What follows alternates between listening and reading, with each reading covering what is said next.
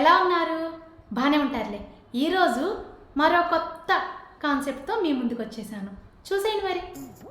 అబ్బా అయ్యో సారీ కళ్ళజోడు ఉందిగా, పెట్టుకోవచ్చుగా. గుడ్డి వాళ్ళలాగా తిరిగి ఎవరిని కుంటోళ్ళని చేద్దామని. జస్ట్ కాలు తొక్కితేనే కుంటిదాని అయిపోతావా? అవరా మరి. ఆ కాలు చూడు, ఏనుగు పాదం అంత ఉంది. మరి నా కాలు గోంగూర కాడంత ఉంది. ఆ పాదంతో ఈ కాడ తొక్కితే నరాలు చిట్లిపోయి చితికిపోయి కుంటిదాన్ని అయిపోను.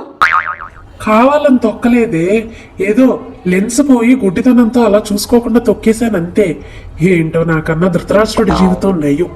గుడ్డివాడైనా సింహాసనం ఇచ్చి గౌరవించారు. నా బతుకు ఉంది ఎందుకు? ఛే, అసలు మొగుడినన్న గౌరవం ఉందా నీకు? ఆర్గ్యూ చేస్తుంది పైగా. నేను ఆర్గ్యూ చేస్తున్నానా? అయినా లెన్స్ పోయినాయి అనుకో, కళ్ళజోడు పెట్టుకోవచ్చుగా. అబ్బే, కళ్ళజోడు పెట్టుకుంటే నల్లగా మచ్చలు పడిపోతాయి. అలా మచ్చలు పడిపోయినాయి అనుకో, అమ్మాయిలు ఎవరు చూడరు కదా. అమ్మాయిలా? సోకులు. ఆయన నిజంగా ధృతరాష్ట్రుడి జీవితమే నయ్యం. ఆయన పూర్తిగా గుడ్డోడై మనశ్శాంతిగా ఉన్నాడు. నేను సగం గుడ్డోడైనా సరే మాటలు పడాల్సి వస్తుంది. ఛా, ఇప్పుడు ఏమంత అనేసానని. అయినా ధృతరాష్ట్రుడి గురించి నువ్వు మాట్లాడతావేంటి? భార్య గాంధారి తెలుసా? ఆయన కోసం కళ్ళకి గంతలు కట్టుకుంది. ఆ కళ్ళకి గంతలు కట్టుకుందని చెప్పి ఆయన ఎంత మురిసిపోయాడో తెలుసా?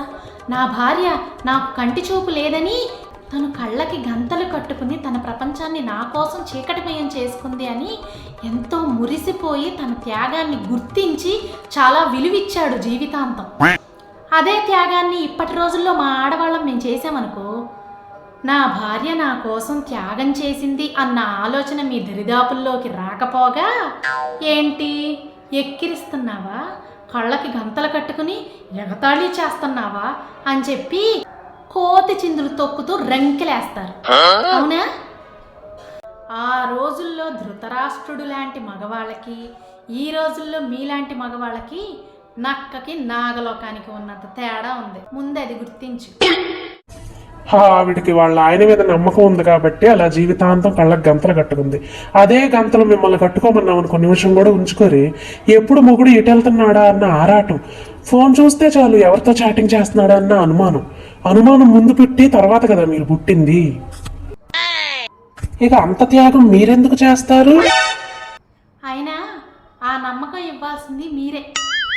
అబ్బా, అది కూడా మాకేనా మళ్ళీ? చెప్పాగా నక్కకి నాగలోకానికి ఉన్నంత తేడా ఉందని. ఆ తేడా వల్లే ఆ నమ్మకం లేకపోవటం.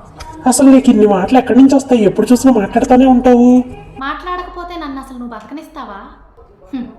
నేను గాంధారి అంత గొప్పదాన్ని కాకపోయినా కళ్ళకి లెంచిపోతే మచ్చలు పడతాయని చెప్పి నీ స్టైల్ కోసం కళ్ళజోడు పెట్టుకోకుండా నా కాలు తొక్కినా పేక తొక్కినా సరే భరిస్తున్నాను చూడు. అందుకు నేను కూడా గొప్ప పతివ్రతనే. దీన్ని భరించటం అని ఎవరన్నా అంటారా? ఒక్క తొక్కు తొక్కనేలాగా ఇందాక నుంచి ఫ్యాక్టరీ సైరన్ అరిసినట్టు అరుస్తున్నావు. నా గొప్పతనాన్ని గుర్తించే అంత మంచితనం మీ మనసులో లేదులే గాని ఇంకెప్పుడు ధృతరాష్ట్రుడితో మిమ్మల్ని మీరు పోల్చుకోబాకండి, కంపరం ఎత్తుతుంది. అయినా ఈ రోజు నా టైం బాలా. పొద్దున్నేసి ఎవరి మొహం చూసాను ఏంటో. ఎవరి ముఖం చూస్తావు? లెన్స్ బాగొట్టుకున్నావు, కళ్ళజోడు పెట్టుకోవు, ఆ మసక ప్రపంచంతో గెలిచి మెడల్ సంపాదించాలన్నంత ఆవేశంగా యుద్ధం చేస్తున్నావు. ఈ ముఖం నీకే సరిగ్గా కనపడదు, ఇంకెవరి ముఖం చూస్తావు? స్టైల్ కోసం కళ్ళజోడు తీసి పక్కన పారేసింది చాలక నిందలేస్తున్నాడు నిందలు. ఎవరి ముఖం చూశాను అంట. ఒక్కసారి ఇలా అద్దంలో ముఖం చూసుకోండి. మీ ముఖమైనా మీకు కనపడుతుందా? ముఖం చూశాడంట ముఖం. మళ్ళీ ఏం చేస్తున్నా, బూస్ట్ అనుకుని కారం తీసి పాలల్లో కలుపుకున్నావు అనుకో అయినట్టే. ఇక చేసిన యుద్ధం చాలు. లెన్స్ వచ్చే వరకు ఆ కుర్చీలో గుమ్మటంలా కూలబడండి. ఏం కావాలన్నా నేను ఇస్తాను. మనకై మనం స్టైల్ కోసం చేసుకున్న తప్పు కూడా పక్కన వాళ్ళని బ్లేమ్ చేసేయటం పెద్ద ఫ్యాషన్ అయిపోయింది. చాలు తల్లి చాలు. అమ్మో, ఇంకా నా వల్ల కాదు. సౌజీ, కళ్ళజోడు ఎతికివ్వు, వెంటనే పెట్టుకోవాలి. చూసారా, కాసేపు నాతో మాట్లాడేసరికి మీకు ఎంత జ్ఞానోదయం వచ్చిందో. ఎప్పటికి తెలుసుకుంటావు నా విలువ ఏంటో. అది జ్ఞానోదయం కాదే, నీ ఆర్గ్యూలకి బలెవ్వలేక తీసుకున్న నిర్ణయం.